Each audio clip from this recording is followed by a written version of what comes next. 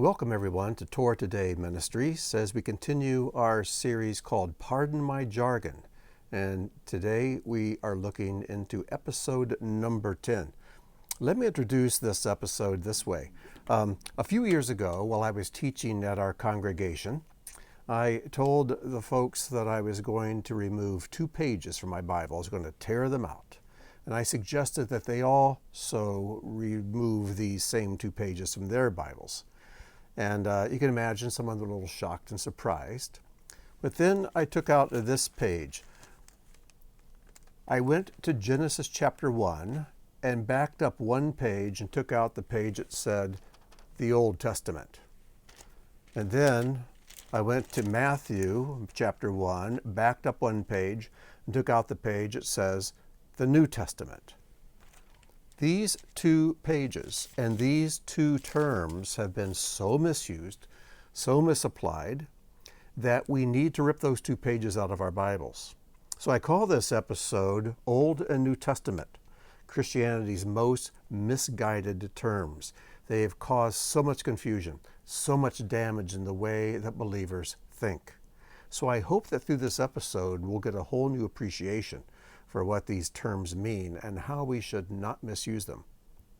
You may have noticed, if you've listened to other teachings of mine, I do not use the term Old Testament or New Testament.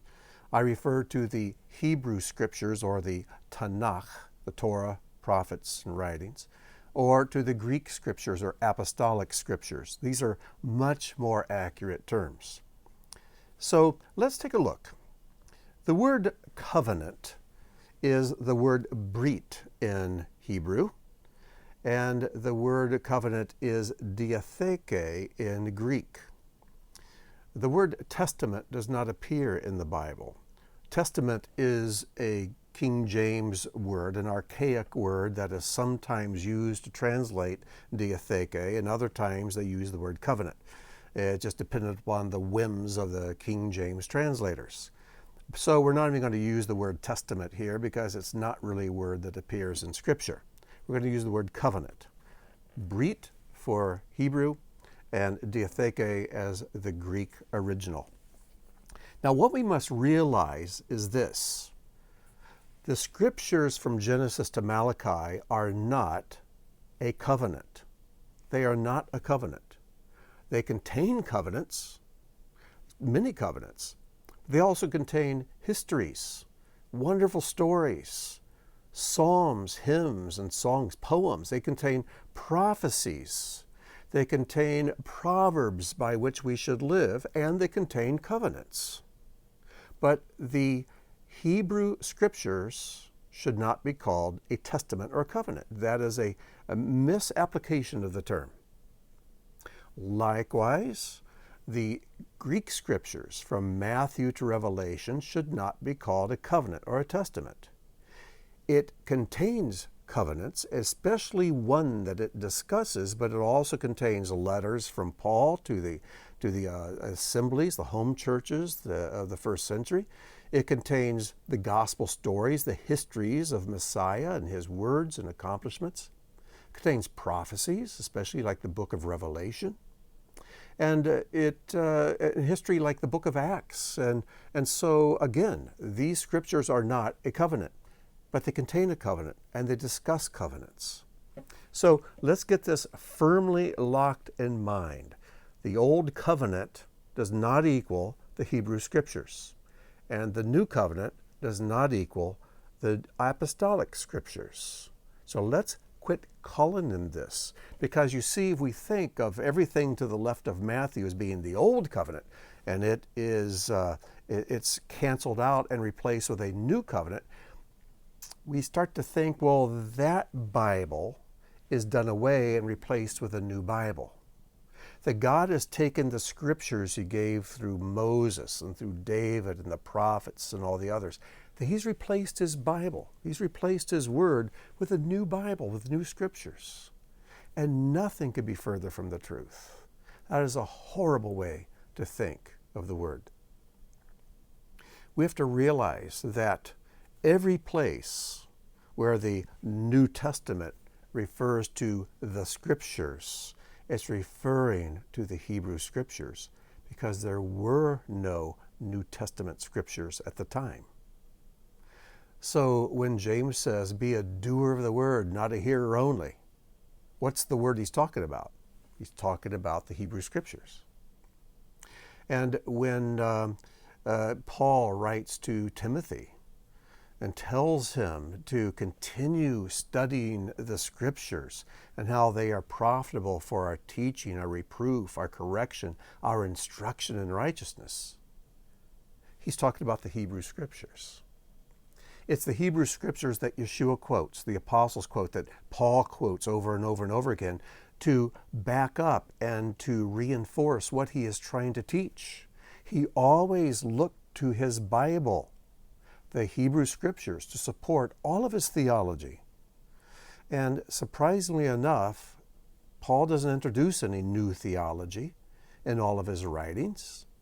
He is simply breathing new life into the theology that was already present in Judaism. But that's another story. Now, let's take a look at some of the covenants, just so you can get an idea. Now, we have to understand, whenever there's a covenant, there are promises made, there are rules, conditions, almost all the time conditions, though there are some unconditional covenants. There are stipulations, but always promises. There's something there that makes the meat of the covenant so that the agreement, which is what a covenant is, has some muscle to it. For example, there's the Noahide covenant, the covenant that God made with Noah and all of his descendants, including us. And that is in Genesis 9. There are conditions there, there are rules, but there are promises. And he put the sign of the rainbow in the sky as a promise he would never again destroy the earth by a flood. There's the Abrahamic covenant, one of my favorites. It is introduced in Genesis 15, but more of its stipulations are laid out in Genesis 17. And there are many promises attached to this Abrahamic covenant. But then Abraham made a covenant with Abimelech in Genesis 21. This is a covenant between two men, not between God and men, but between one man and another. And then Abraham's son Isaac also made a covenant with Abimelech in Genesis 26. Jacob, when he left his father-in-law Laban, Laban was not happy about that and came after him, so they made a covenant together that they would not cause harm to one another. They would live in peace. And that's in Genesis 31. But then there's the biggie, the one that is discussed the most. That's the Mosaic covenant. We call it the Mosaic covenant after Moses. It's also called the covenant at Sinai. But this covenant is recorded in Exodus chapters 20, 21, 22, and 23. And we'll be looking at that in just a little bit. And then there's the Sabbath covenant in Exodus 31:16. And in Exodus 31:16 it says, "Therefore the people of Israel shall keep the Sabbath, observing the Sabbath throughout their generations as a covenant forever." So there's a rule, and there are promises attached to this. Jonathan made a covenant with David that you can read about in 1 Samuel 18:3. God makes a covenant with David, and you can read about that in 1 Chronicles 17, and it's then referred to a number of times throughout the Scriptures. And then, of course, there's the covenant that we mistakenly call the Apostolic Scriptures, the New Covenant, the covenant that Yeshua made there at the last Passover Seder. So here's the passage. Luke 22:20. "And likewise the cup after they had eaten, saying," because he just made a blessing over the bread and said, "This is my body which is broken for you." So it says, "Likewise the cup after they had eaten, saying, This cup that is poured out for you is the Brit Chadashah, the new covenant or renewed covenant in my blood." And then he goes on to talk about how one of them would betray him and so on. Now, this is the thing that should shock us when we read this passage. If we're reading this through and really asking questions of what's being said. one of the apostles or someone there at this Passover Seder should have raised their hand and said, what is this new covenant you're talking about? What are the promises? What are the rules? What are the stipulations? What's required of us? What do you mean? What is this covenant? Because every covenant has rules and promises. But this one, it's like, what are they?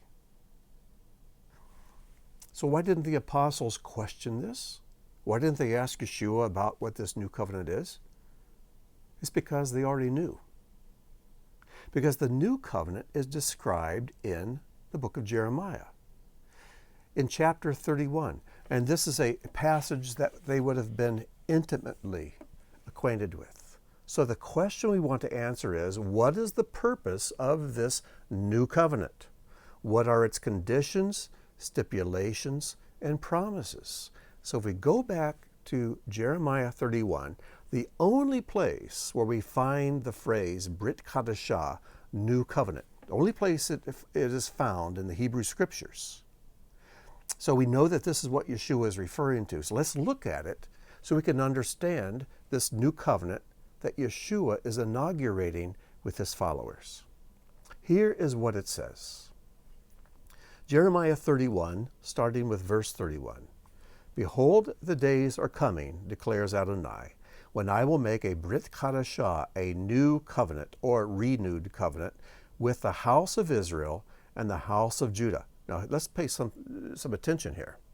This new covenant is only for the Jews. And he mentions the house of Israel and the house of Judah because at that time Israel had been divided. The north is called Israel and the south is called Judah. This covenant is not with Gentiles. So if you're a Gentile like me, one who wants to follow Yeshua, who wants to form his life and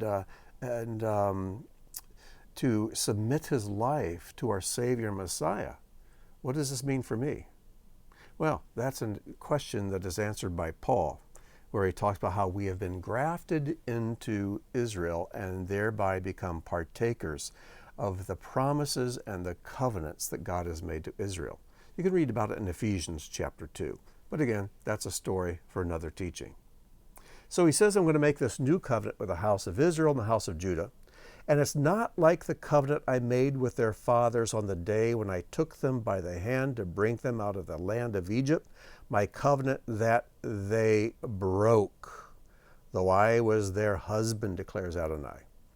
Now, when he says the day, he's not talking about the 24-hour period that they left Egypt. He's talking about that period of time after they left Egypt, crossed the Red Sea, came to Mount Sinai, and then God speaks and establishes his covenant with them.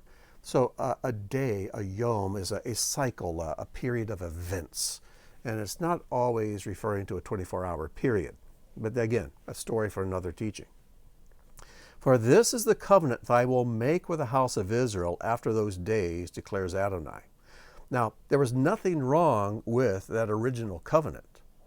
There was something wrong with the people, because it's a covenant that they broke, though, God says, I was their husband. You see, marriage is also a covenant, which we'll speak about in just a moment. Now, here is the covenant. Here are the stipulations. And as we look at these are what are implied by the new covenant Yeshua inaugurated at the Passover Seder there in Luke 22. First, I will put my Torah within them, and I will write it on their hearts. The first stipulation, the first promise in this new covenant is God would take his Torah, not throw it away and replace it with something else, but he would take his Torah, his perfectly good, wonderful, spiritual, holy Torah, and that's what Paul calls it. He will put it in their hearts. Second, and I will be their God, and they shall be my people. It's almost like God saying, I will be their husband, and they will be my bride.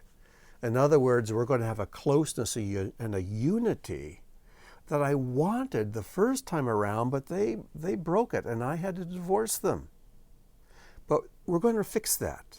We're going to have a deeper, more intimate relationship in this new agreement. Number 3, and no longer shall each one teach his neighbor and each his brother, saying, Know Adonai, for they shall all know me, from the least of them to the greatest, declares Adonai. 4, and this brings the 4th part, I will forgive their iniquity, and I will remember their sin no more. What wonderful, wonderful promises. Incredible promises. He'll write his Torah on their hearts. He will be their God. They'll be his people. No one will have to tell their neighbor to know the Lord, because all of God's people will be intimate with him and will know him. And there won't be anybody you can find who doesn't know him. And I will forgive their iniquity. I'll remember their sin no more. It's done. It's gone. There's no more action to take regarding their past misdeeds. This is the new covenant. This is why the disciples did not need to ask Yeshua, what is this new covenant? They knew what it was. It was a great hope of the people of Israel that this new covenant would be established. And they knew innately that it would have to come through the Messiah. And so, Messiah's final official act before he goes to the cross is to establish this new covenant. Now, we don't see all of these promises fulfilled yet.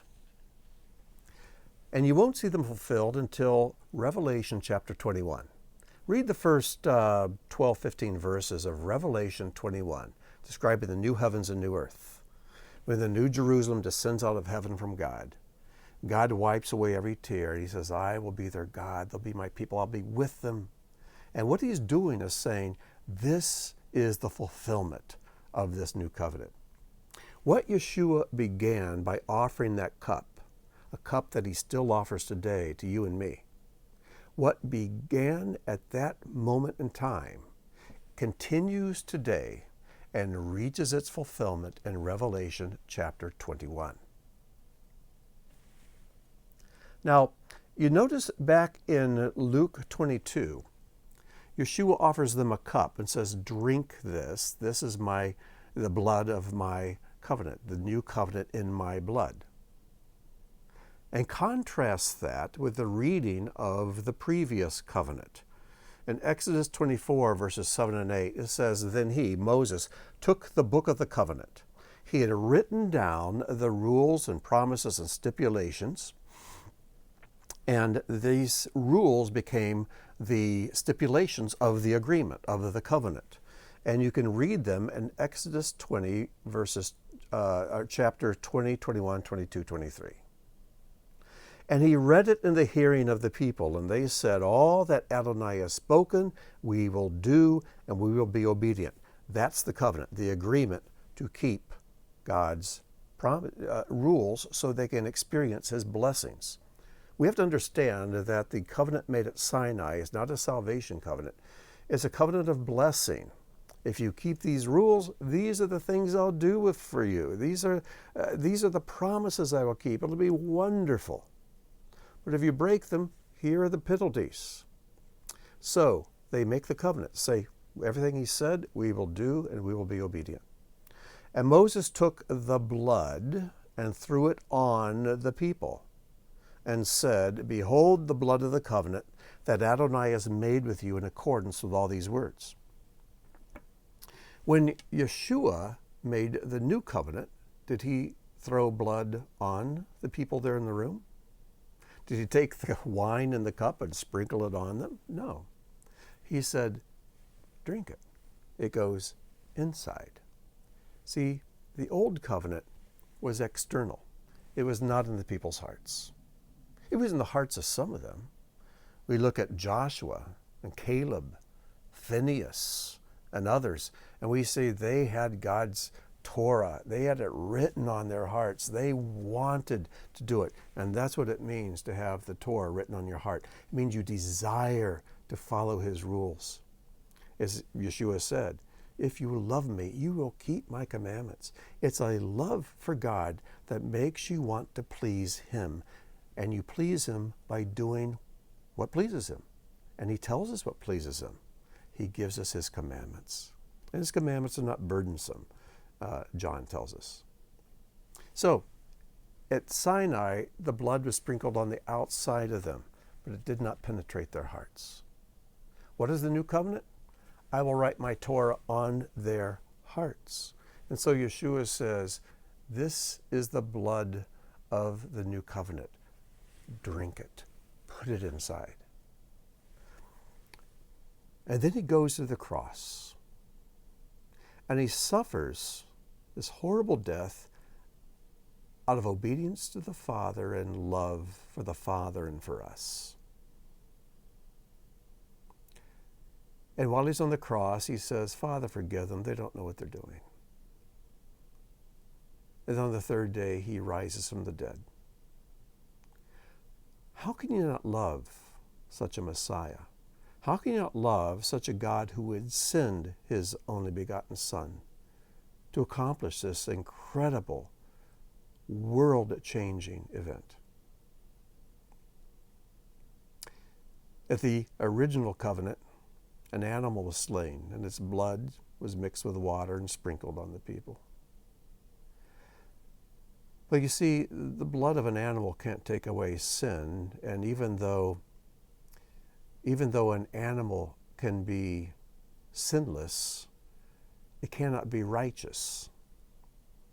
It cannot give up its life by its own free will. But through Yeshua, the righteous one, the sinless one, who chose of his own free will to go to the cross, his blood accomplishes so much more. How can we not love such a God who would send such a loving Son to do this for us? You see the difference? So let's understand something. The covenant is not the Torah. The new covenant is to have the same Torah written on our hearts. The covenant is not the Torah. It is the agreement to keep the Torah. It is the agreement to live a life that is in alignment with God's heart because we love him. And because we want to be lights in this world, we want our life to conform to that of Yeshua, to align with Yeshua's life. We want to live a life like his, so we must do the things he did. And what did he do? He was the Word made flesh. He was the very Torah itself made flesh and lived out among us. God wants us to be the same. We'll never be messiahs, don't get me wrong. We'll never be people who have no sin in our past. But we can be little messiahs. You remember the word Christian comes from Christ. A messianic comes from Messiah. We want to be little versions of him in the world. So let me conclude this with this analogy. It's the one I always use when talking about the Torah and the covenants. Marriage is a covenant. When two people love each other enough that they decide, out of all the other women in the world, I want you, out of all the other men in the world, I choose you, and they come together and they make a covenant. Now, what is the agreement they make? What is the covenant? It's the covenant to keep certain rules, certain promises. Among those promises is that I will love you, and I will be only with you, and I won't take any other women, I won't have any other men. I'll stick with you through sickness and health. I'll stay with you for richer, for poor. I'll stay with you until one of us is dead. You get it? That's the promise. Now imagine a couple, and I know of couples like this. A couple, they fall in love, they decide to enter into this covenant to keep these promises to one another, and they get married. There's a contract even that they file with the government, and they get a marriage certificate. But over time, something goes wrong. One of them is faithless. One of them violates the covenant of marriage, whatever, and they get divorced. They end the agreement to keep these promises. But then over time, they each grow up. They go through some pain and suffering, some refinement, and they later come back together. They ask for one another's forgiveness, and they remarry. In other words, they make a new covenant to keep the same promises to one another. The promises haven't changed. I'll stay with you until death. I'll stay with you for richer or for poor. I'll stay with you in sickness and in health. For better or for worse, I am going to stay with you. The rules haven't changed. The promises haven't changed. But there's a new covenant, a new agreement to keep the same promises. So you see, the New Testament, the New Covenant, does not replace the Torah. It is a new agreement to keep the Torah. The Torah which is now written on our hearts and is being written on our hearts. And we have this new agreement. So, don't ever equate the covenant with the scriptures. And that's why you need to tear out these 2 pages.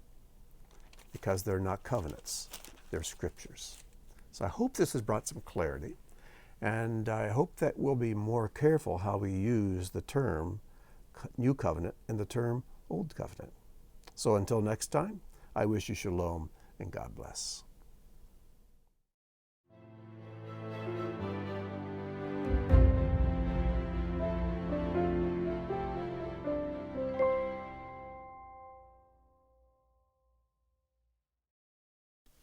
The end.